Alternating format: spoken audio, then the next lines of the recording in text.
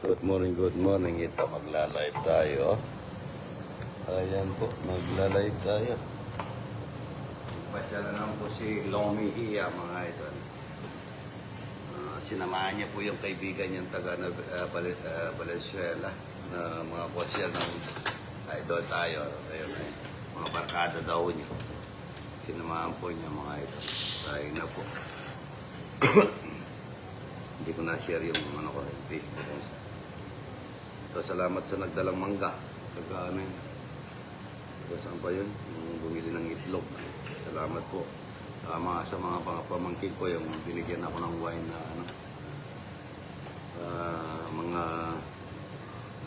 Mga galing Paris. Battery gas ko malis, hindi ko na napansin. Kaya na po nang pinakbit ito si JR na lang. Dahil marami po ako ng bisita. Dami po, hindi pa ako nakakapag-upload. Ayun po, pag-share po ang video ko kasi magkukwento po ako habang kumakain kahit na hindi kasi ako makapagsalitang yung diretso po. Hindi ako sawaan ng pagkat daming kinuwang kanin. Talapia walang kamatayan ko. Ayan. Talapia, lalapan. Kain na po. Maraming salamat sa kay Boss Arnel T. Hindi ko pa binuksan yung pinadala niya. Yung sa regas ko.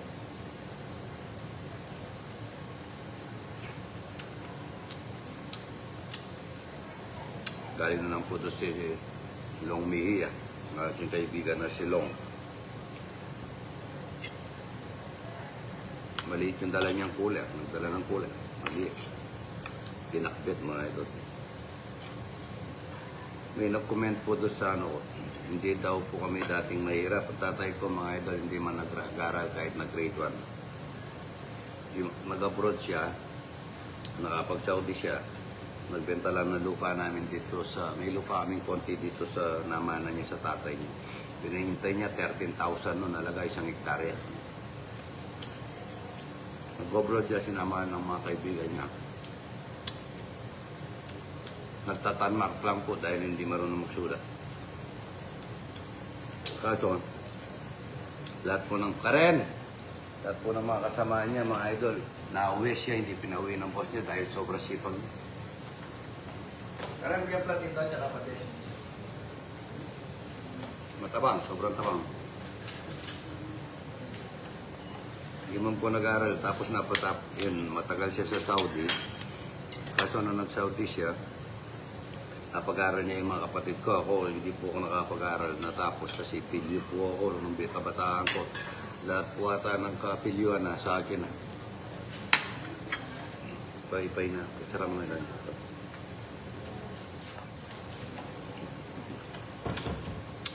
So, 4 kami magkakapatid. Sila lahat natapos, ako lang hindi. Yung ate ko nagtatrabaho sa natapos siya ng commerce. Kuya ko, engineer. Kaso na yung ate ko, naswerte sila, napunta sila sa Canada.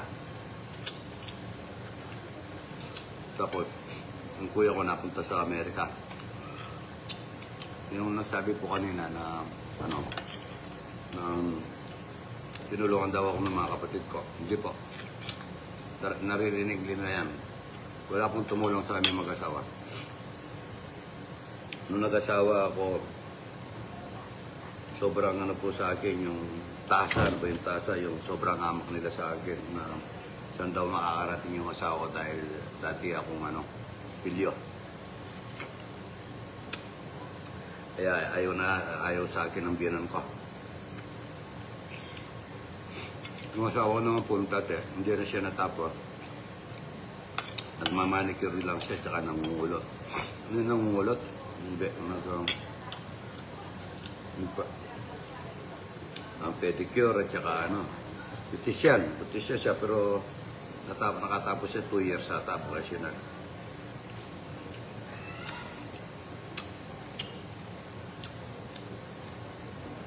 Nung nag-asawa ako, magta-tricycle na ako noon sa tatay ko yung tricycle.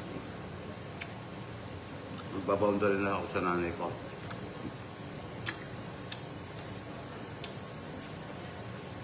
Tapos, umuwi po ang tatay ko.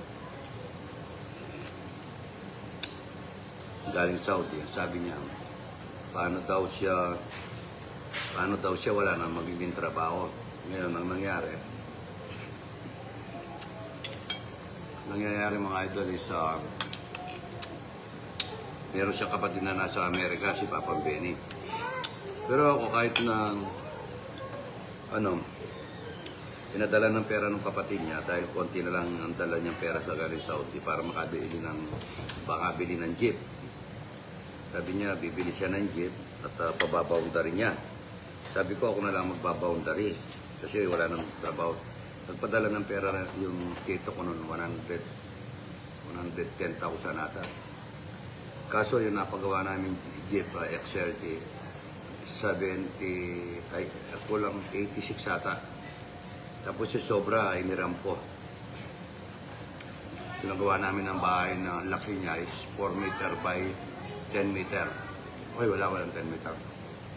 Sama na yung tindahan nun. Na maliit ni Mrs. may tindahan kami. Mamasada ako, hindi nagbabandari ako sa nanay ko, tatay ko. Mamasada ako ng jeep. Pero dahil meron na kami mga nagkaanak na kami, pagka nakapila ako, umuwi ako, nag-aalaga ako ng mga bata. O kaya magluluto ako kasi si Mrs. nagtitindahan at saka nangungulot, yung nagpa-pedicure.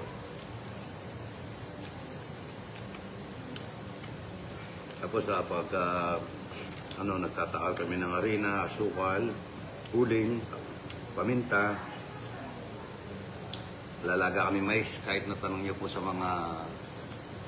sa mga kapitbahay namin. Walang tumulong sa amin. Naririnig ng kapatid ko yan, mga kapatid ko. Naririnig ng mga magulang ko. Walang tumulong sa amin, dalawang mag-asawa. Tapos pinuntahan ako niya. Aba namamasada ako. Minsan nakakatatlong beses ako sa airport, mag-airport.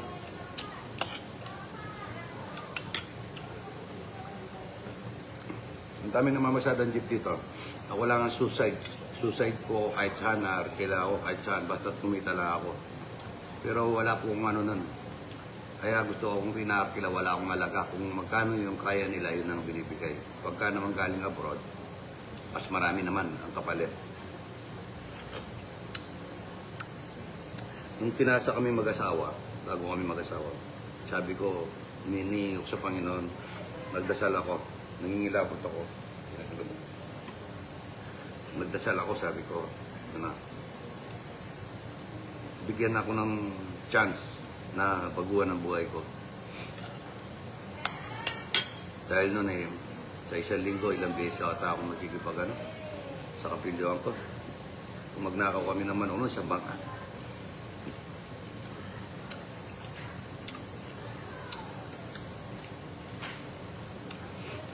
Habang namamasada ako, pagkatapos sabi ni Mrs., mamalengke ka na sa San Fernando habang nakapila ka doon. Pag namalengke ako, tinatawanan ako ng mga kasama namin driver. Sabi nila, hindi yung mga pasahero mo, gara ang tawag nila sa akin. Yung mga pasahero mo gara, hindi pwede mag-away kasi hindi nakikita ang paninda na ako. Kung ito, jeep ito, dito yung paninda. Hanggang doon, diretso. Punong-puno. Yung pagdating nun, bibigay ko kay Mrs. Si Mrs. naman, i-arrange na sa tindahan niya. Pagkagabi, uwi ko. Pagka-uwi ko, punta kami na San Fernando, mamimili kami pakwan, mais, kung anong pwede namin itinda. Para kinabukasan may tinda siya. Tinda ko ng pakwan, kaya alam ko yung hinugot siya hindi. Tinda matagal ako nagtinda ng pakwan, nagtinda ng si buntis pa kay Erwin doon sa panganay ko. Nakita niya siya, naglalaga siya ng mais. Nahihinitan yung anak ko.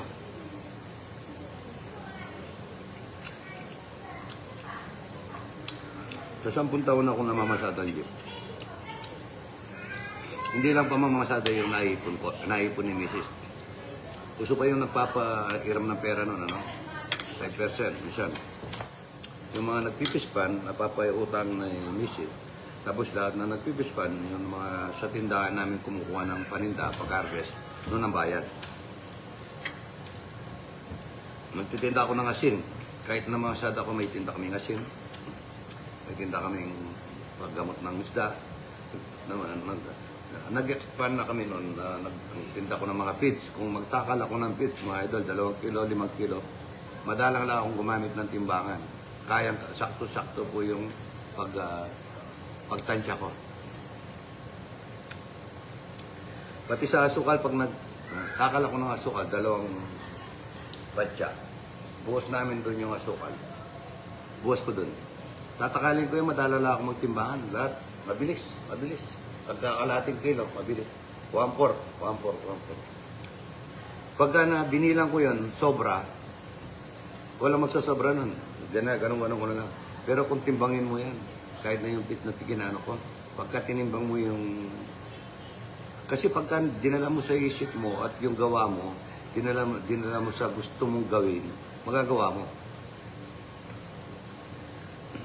Sabi nga ni Mrs., galing mo magtakal ng ganun. Tapos dito, kagaya dito, hindi ko kailangan ng electrician dito, hindi ko kailangan tubero, hindi ko kailangan ng ako lang na gumagawa. Dahil pinagdaanan ko nung binata pa, nagmason ako, naglabor ako, nagkarpintero ako, nagtubero ako, sumama ako sa electrician, kaya lahat alam ko. Tapos, nag-pispan na kami. Sabi ng binang ko, mag-pispan tayo, may 3 akong hektarya. Pasusuyod natin, ikaw ang gagastos sa akin ng lupa. Ati tayo pagka kumita. Ngayon, kumita kami. Kumita kami 300,000, tagwa 150 kami. Tapos nung nagtagwa 150 kami, hanggang tumami na yung pispahan ko noon, naging dealer ako ng pitch, naging akong kumukuha ng isda. Hanggang uminto na akong 2000, uminto na ako ng mamasadang jeep. Nagpispan na po ako noon. Yun, kumita. Hanggang minalin, kina Mayor Philip Naget na yan, kahit na ikwento nyo kay Philip Naget. Ako ang tumulong nagpairam ng pukot sa kanila. Ako yung kumukuha ng isda sa kanila. Gabi-gabi hindi ako natutulog. Hindi ako natutulog noon. Hanggang pasama na po yung dealer ako ng dinala kami sa Hong Kong. Hanggang nasama na yung pispan, nalubugan na. Iniwan ako ng mga boss ko. Gumawa sila ng hindi maganda. Yung pautang ko, wala na nakasingil. Hindi na ako nakasingil ng pit. Ang pautang ko nasa 14 million. Ang 14 million, ang pagkatapos nun, minto na ako sa pag-dealer ng pit. Nagtayo ako ng hardware, bisikleta, motor. Ako ang gumagawa, si Jose, kami dalawa ng Bicol ko. Si Bula. Ako minsan makabenta ako ng 50 ngalog ay bike bisikleta sa isang araw. Pinapautang ko pa nun. Tapos nagtitimpla ako ng pintura. Nag-hardware Ako nagtitimpla ng kulay. Marami nagkatiwala sa akin. Ayun na. May nakalive na ako. Tapos yun nga. Sa dami ng... Ako nung nagdi-deliver ako ng LPG, di-deliver ko ako ng LPG, ako lang mag-isa. Unang-una, kolong-kolong. Tapos minika. Tapos L. Pagkatapos ng L, dealer ako ng LPG na Recasco. Nagkilala ko si paring yung pinakauna nila nun, si paring nag-dealer ako ng LPG. May hardware kami. Mali, ako pa nagdi-deliver ng LPG. Mga tinda-tindahan. Recasco na yung inanana ako nun. Nakasama ko si Randolph. Yun, nung nag-hardware kami dito, malit lang. Ang laki niya, alam mo yun, 3 meter by 3 meter by 4 meter lang ang laki. Pero pinagkakasya namin yung bisikleta. Pinapatong-patong namin yung bike pagka-uwi namin. Pag nagsasara kami. Alam po ng taga San Luis yan.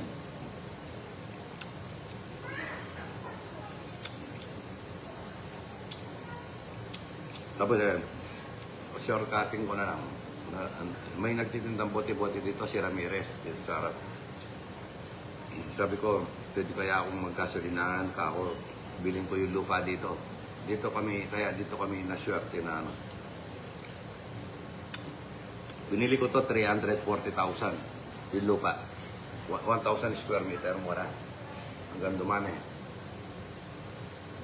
Tapos nung magtatayo kami ng isang gasolina, nag-apply ako sa Phoenix, sa Shell, Petron, Caltex. Lahat in-applyan ko, total. Hindi po na-approvean yung lugar namin dahil malungkot ang lugar namin. Hindi na-approvean ng kumpanya. Na-approvean na po ako sa dealer. Hindi ako sa commercial. Hindi ako na-approvean sa dealer. Sa commercial ako.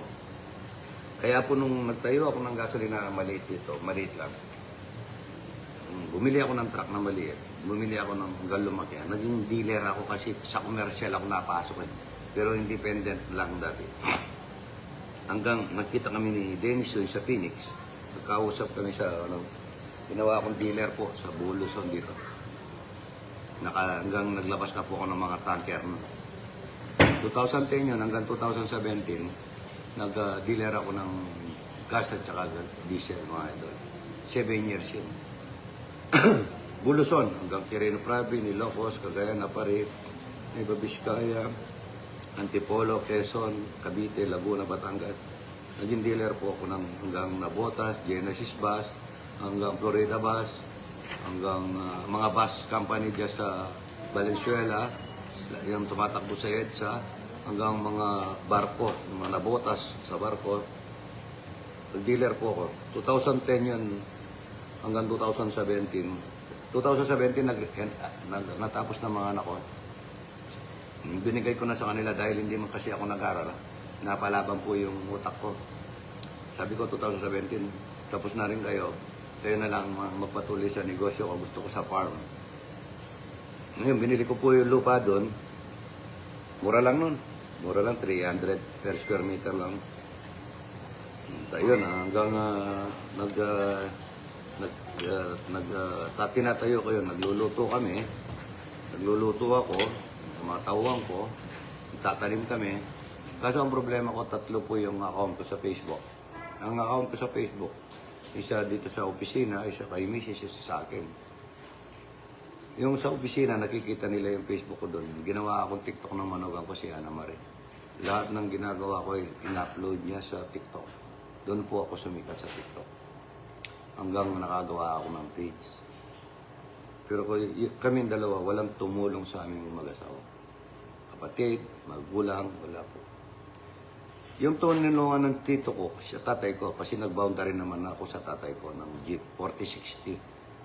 Ang problema, yung Sabado, wala pang 4060. Puro nando sa bunso namin kapatid. Baon niya ng 1 linggo, at saka yung matrikula niya. Yung isang araw, yung pinaka, wala akong boundary nun. Wala akong binibigay sa nanay ko, bibigay ko doon sa kapatid kong bunso.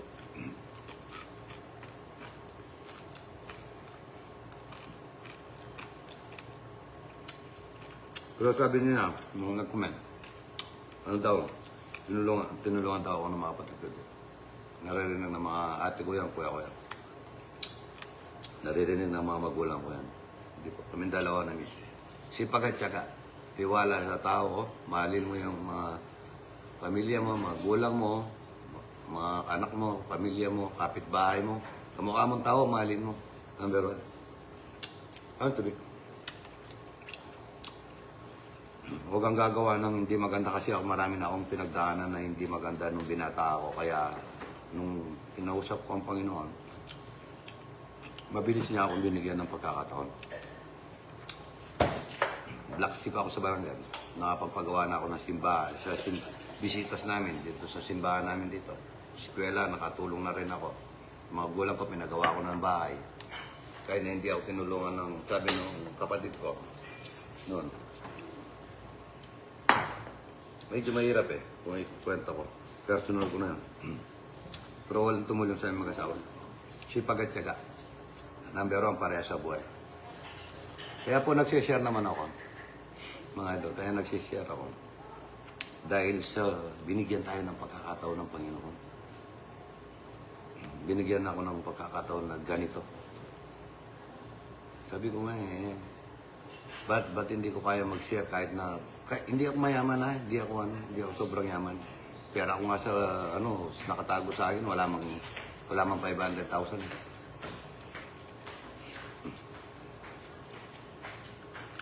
Yung masasahod, isahod ko sa Facebook, mga idol. Medyo malaki na, pero kulang na kulang. So, pinamimigay ko. Tsaka pinamimigay ko lang.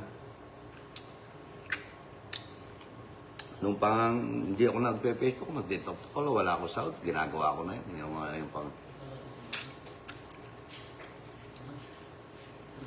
Ang kasaysayan ng buhay ko, mga idol. Sipag at tiyaga, pagmahal sa kapwa, pagmahal sa kapwa-tao, wala kang, kung anong tinanim, siya nga anin. Kagaya nung, yung sabi ko, pinagpatuloy ko na yung TikTok ko. Sige, papagpatuloy ko na yung TikTok ko, tsaka yung Facebook ko. Sabi ko, magbibigay ako na nakaka-inspire sa mga kabataan, mga tao, mayayaman, na gagawin yung gagawin na gagawa ko, pagpakain ng kapwa-tao, magbigay ng sa kapwa-tao, tumulong sa kapwa-tao. Kasi pagka gusto na tayong ganun ng Panginoon, mawawala lahat yan. Wala tayong madadalaya kahit na isang kutating. Pantay-pantay na lang tayo sa mga. Kaya ako naman, mga anak ko nandito lahat. Sabi ko, binuho ko yung pamilyang yan para sa inyo. Para pa magiging mga apo ko. Sama-sama tayo dyan. Pagluluto ko kayo, pagsisilbihan ko kayo hanggat na malakas ako. Kaya nandito sila lahat. Pero kung gusto nila magtayo ng bahay sa ibang lugar, kagaya ng panganay ko, mayroong bahay sa ano. Pero dito pa rin sa bahay ko nakatira. Kasi ang gusto ko, lalo na dito sa bahay, ang gusto ko yung lagi masaya. Ayaw ko yung inggitan na magkakapatid kasi sabi ko, kayo mga anak ko, kayo mga kasama ko rito, tayo lang. Wala tayong kaibang ano. Kaya dapat nagmamahalan ng pamilya, ng berong pamilya. Kahit na anong nakbang natin dito sa mundo, kahit na anong pinapangarap natin para sa pamilya. Lalo na yung mga naka-abroad, nagtitiis sa abroad para sa pamilya. Yun naman po iba, sabi nila, gusto ko daw umabol ng politika. Pagka po si Idol, umabol ng politika, block nyo. Pagka umabol ng politika. Oo, totoo. Maraming makakatulong ka. O hindi kasi ako nag-aral. Yung nag-aral, kagaya ng mga attorney o mga nag-aral o marunong sa politika, yan na sila dapat nandun. Hindi po yung como sumikat ka. Hindi. Kailangan kaya mong dalin, anumang bagay kaya mong dalin. Kahit na pera, huwag tayong patadala sa pera. Kaya dapat, hindi yung magdadala sa atin yung pera tayo. Dapat tayo magdadala sa pera. Kaya ako, sabi ko nga sa mga anak ko, nung mga bata yung mga anak ko, pupunta ng bahay. Tatlo yan. Napakatahimik sa isang upuan. Hindi yung magalaw, hindi yung ano. Kasi, ang turo namin sa kanila. Pag nasa isang bahay kayo, lalo na hindi natin bahay, tahimik lang kayo sa isang lugar.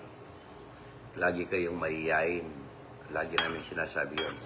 Kaya po kung nasa isang bahay sila, kagaya, kahit na ngayon, pupunta sa isang bahay, tahimik at saka yung hindi yung nagmamayabang.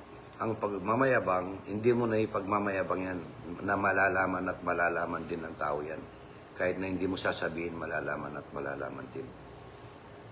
Kaya ako nagkwento lang po ako ngayon, nag-live ako, doon sa nagko-comment na, oh, tinulungan ko pa, nagtumulong. Di pala dating ano si Idol. Di pa.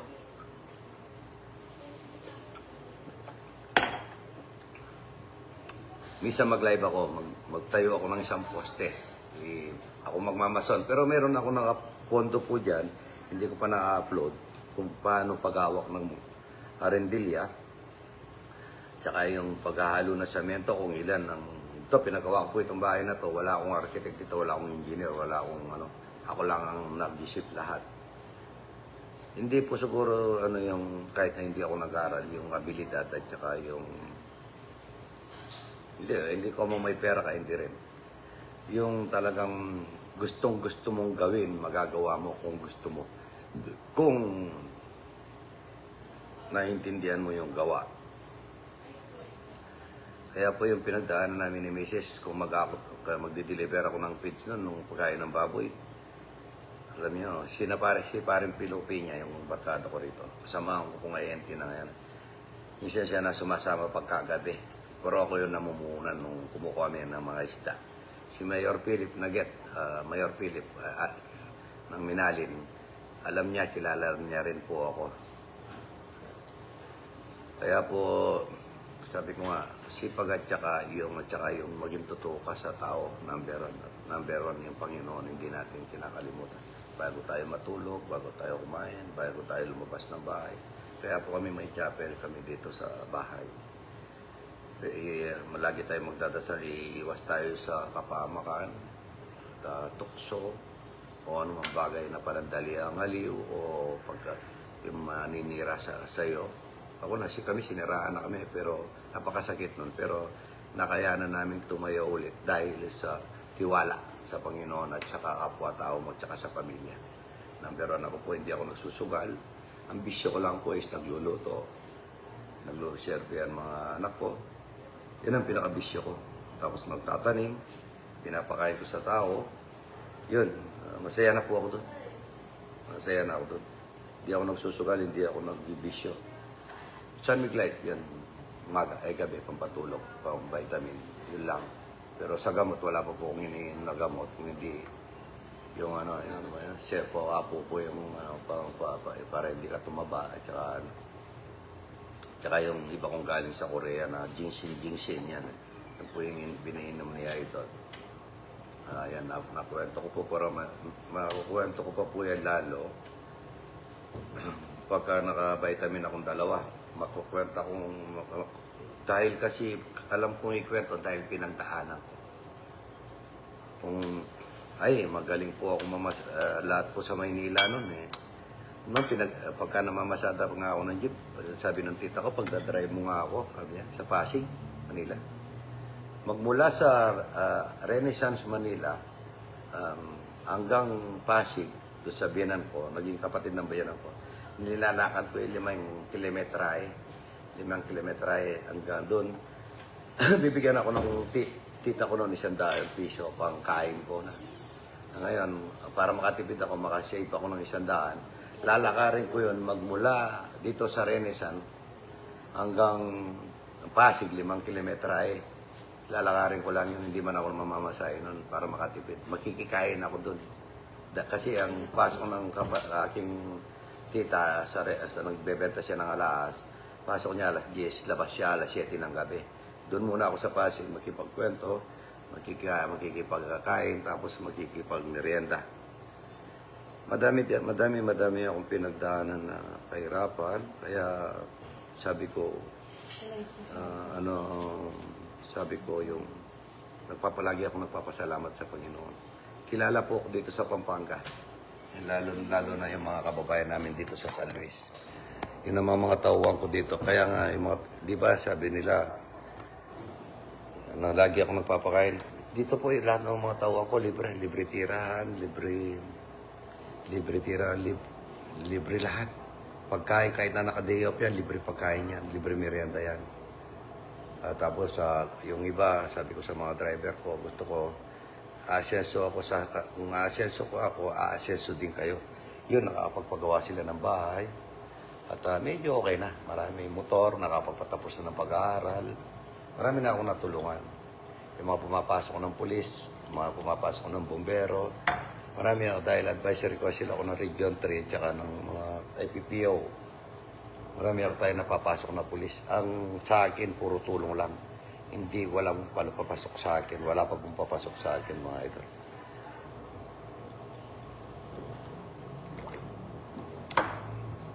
Kaya po, sabi ko nga, kaya po si Miss laging lumalakad dyan. Dahil, sabi ko, madami na rin siyang pagod na ginawa. Marami na rin siyang pinagsakripisyuhan. Kaya kung ano yung gusto niya ngayon, dahil lang buhay, maiksi lamang. Kung anong gusto niya, ginagawa niya. Yan, nagmumol, nagpapayos ng katawan, ng buhok, mga barkada niya, lakad sila, pupunta sa mga simbahan, lahat na simbahan, pinupuntahan. Nag-i-enjoy siya doon. Pinababayaan ko kasi, sabi nga, sabi ni Ricardo, nakalimutan ko, habang nabubuhay ka, dapat enjoy. Maraming salamat. God bless po. Sabi ni Edel, good morning. Nagtrapa na naman siya.